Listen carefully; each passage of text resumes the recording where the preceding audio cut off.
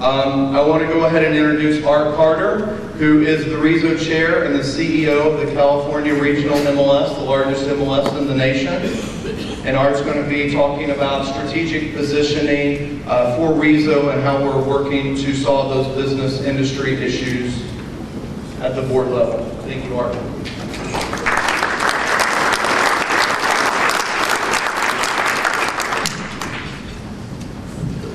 Thank you, everyone. It's interesting to see all the empty seats out there. Welcome to Nashville. For those of you who know me, I don't normally have a Suzanne Pleshette voice, but sitting in some of these bars and trying to talk to people with the music going on is not the easiest of things. So I will get through this and give you guys some, I think, important information. I was talking to some people earlier in the week about RESO as an organization. And just as a show of hands, how many of you in this room have been involved for less than 2 years? It's pretty significant. As you can see that there's been a lot of growth within the organization. I remember the first work group meeting that I walked into, and I believe it was around 2007. And I believe it was the marketing work group that was put together at that time to talk about a number of different things. There were 10 people in that room. And by the end of the meeting, there were 5 people in that room. And I think, hopefully, for everybody that has been to one of the work group meetings that occurred over a couple of hours of yesterday, you can recognize what a difference 10 years has been for this organization. And I think one of the things from my standpoint, and I'm honored to serve as the chair of the Real Estate Standards Organization, I think it is one of the most effective organizations of its kind out there. And one of the things that our board of directors is so keen on doing is changing the velocity of standards.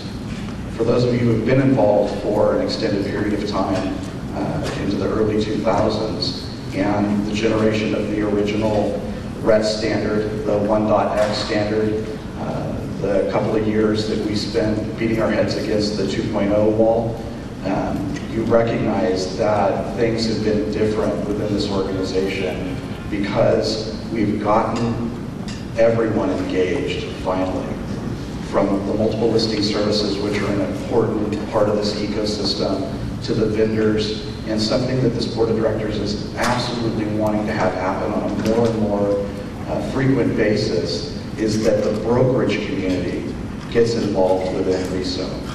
RESO is about voice. For any of you that have attended a workshop or one of the work group meetings yesterday, especially payloads, you recognize that there is a lot of passion about what it is that we do. And that voice must be heard.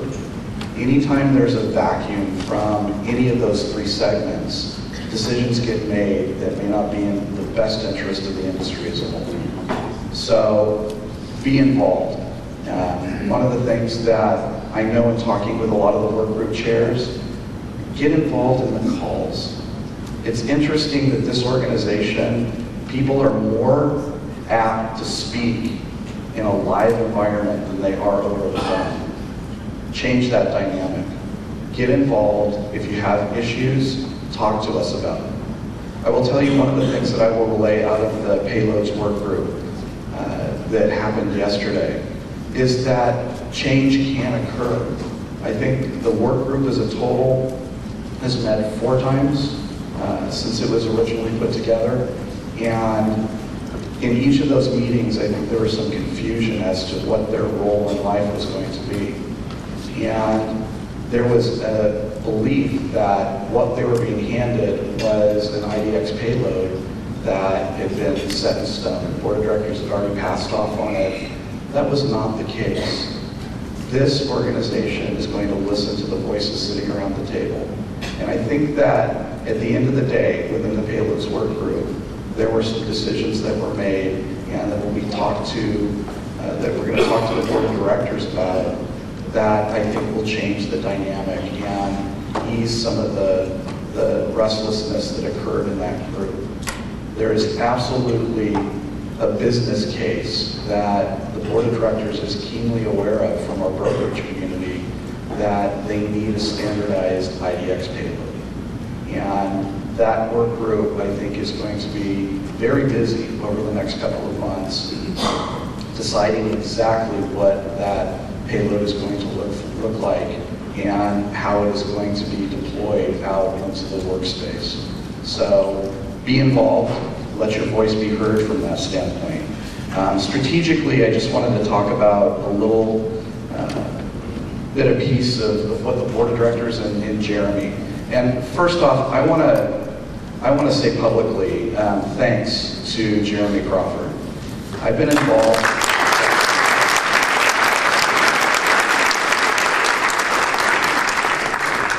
I've been involved with a number of organizations across organized real estate, and I've been involved with the standards organization, RESO, on their board of directors for probably around 7 years at this point. And Jeremy has walked in and made a dramatic difference in the way this organization operates. I don't know when he sleeps.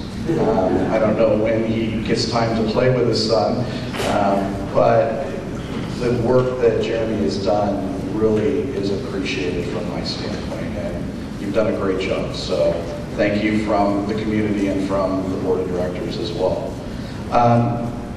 Just one more thing.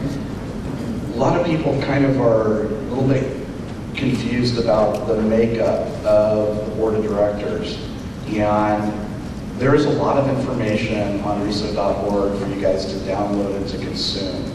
And I'm not going to go in depth about how the board is made up, but you guys are going to get an opportunity very shortly to elect some additional members to the board of directors, both in the vendor community and on the MLS side. So I think it's very important that that's another way for your voice to be heard, and for you guys to get an opportunity to take a look at all of the different candidates. Jeremy, when is everything going to be up? It's up and posted.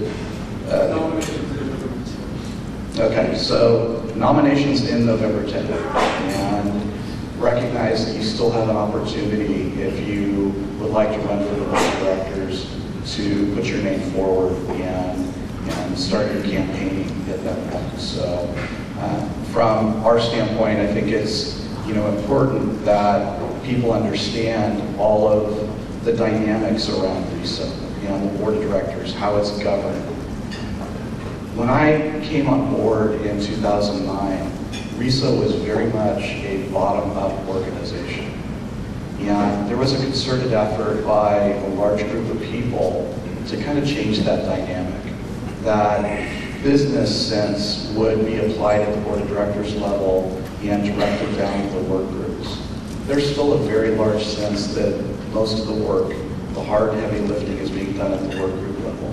But RESO really worked hard to change that dynamic, that the brokerage community could become involved.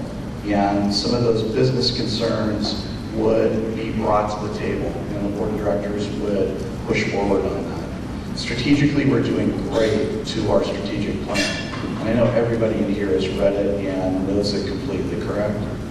Yeah, well, I can hope. There is an update that is on reso.org if you guys want to take a look at it. I'm not going to go too much in depth from that standpoint.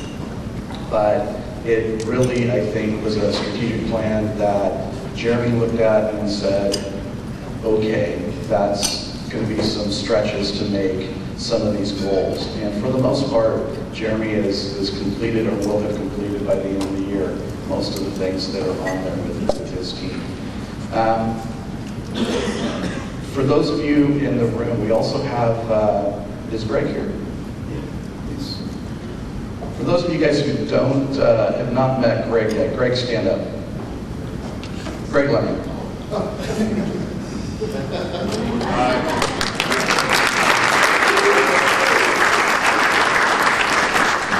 I don't know when this man sleeps either, because I'll get notifications of certifications and things in the middle of the night, and I know that he has worked hard over the last year, and there's some physical hardships, and we appreciate all the work you've been doing as well, so thank you.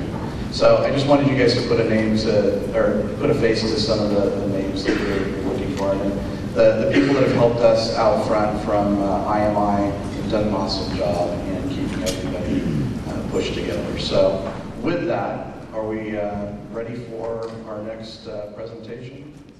Okay.